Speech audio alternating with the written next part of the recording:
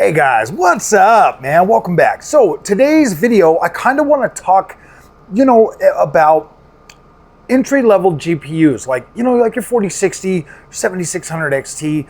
I want to talk about why these cards exist if people are always about like resolution or visuals or performance.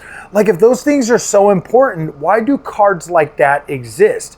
Well, my friends, I'm going to tell you guys right now that they exist because they actually are very performant options in a PC space. Now, you don't need to go straight to the top like I did with the 7900 XTX. You don't need a 4080 Super. You definitely don't need a lot of the things that you think you're going to need, especially if you're coming from a console. So here's the thing, guys.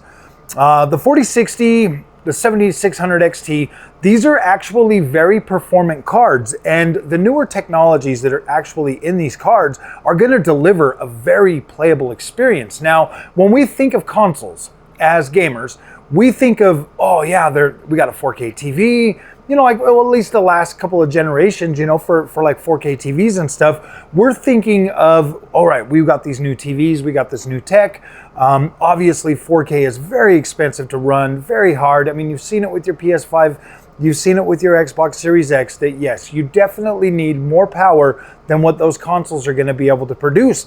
But those consoles do produce some games at 4K, even at 60 frames a second. Well, at least a convincing 4K with the use of upscalers and stuff like that.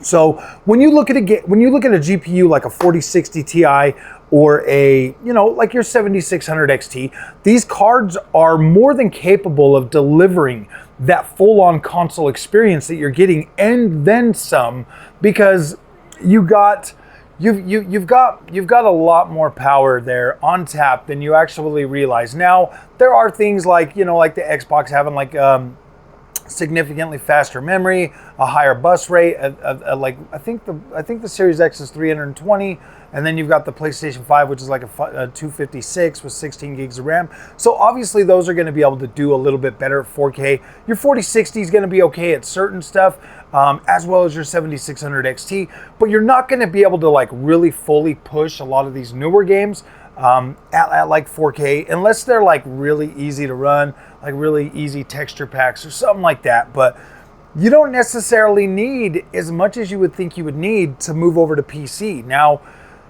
the higher up you go, the more comfortable the experience is going to be, and it's enough to drive you mad. Seriously, like it will radicalize you, like it is kind of radicalized me in term, not necessarily, at least in terms of like, I'm not going to buy a PlayStation 5 Pro unless there is an absolute 100% banger that I have to play that day on a PS5 Pro.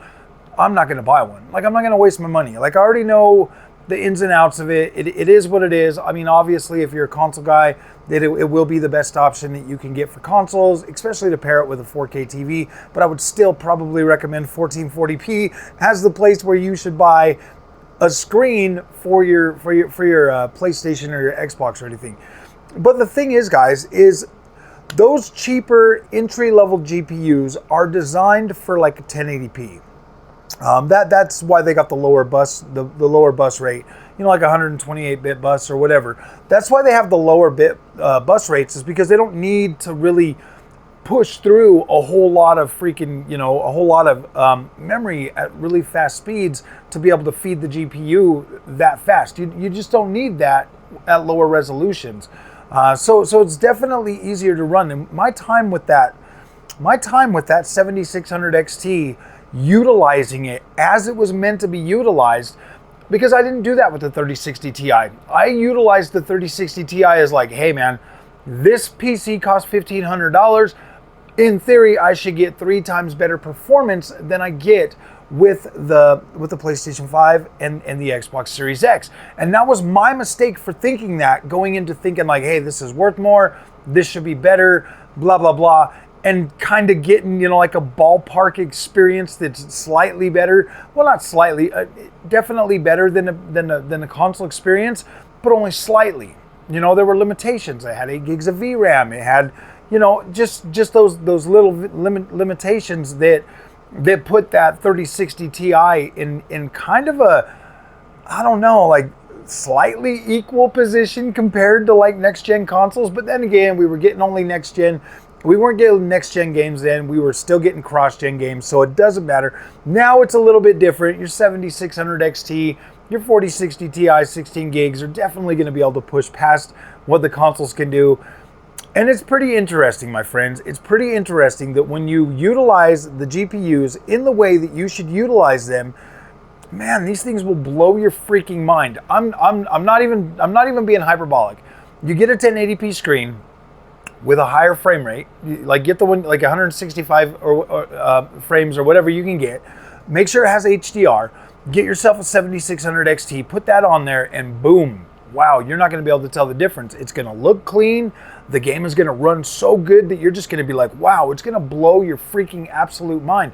And the same with the 4060 Ti. You get that, the 4060 Ti, 16 gigs, you throw that thing on a 1440p monitor with DLSS, and you're going to be like, wow, dude, this looks incredible.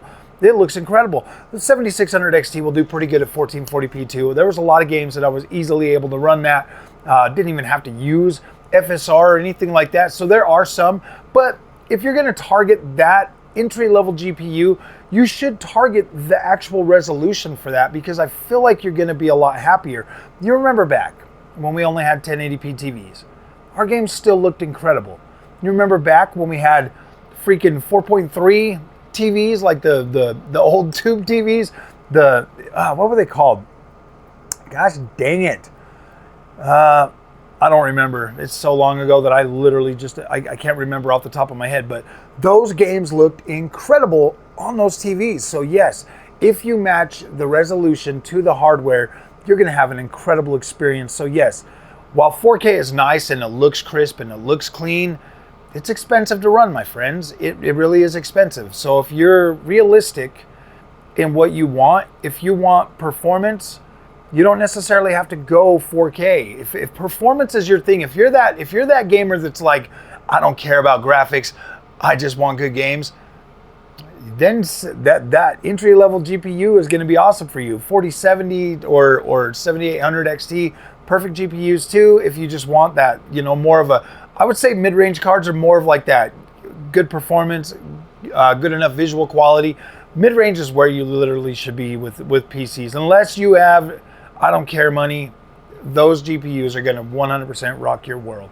So yes, there is a reason for those low-end cards to exist, because they actually do serve a market and they actually do deliver. Think about this. If you get a 4090 on a 4K screen and you get really high frame rates, it's literally like buying a 7600 XT or a 4060 Ti 16 gigs for a 1080p monitor is literally like buying a 4090 for that same experience.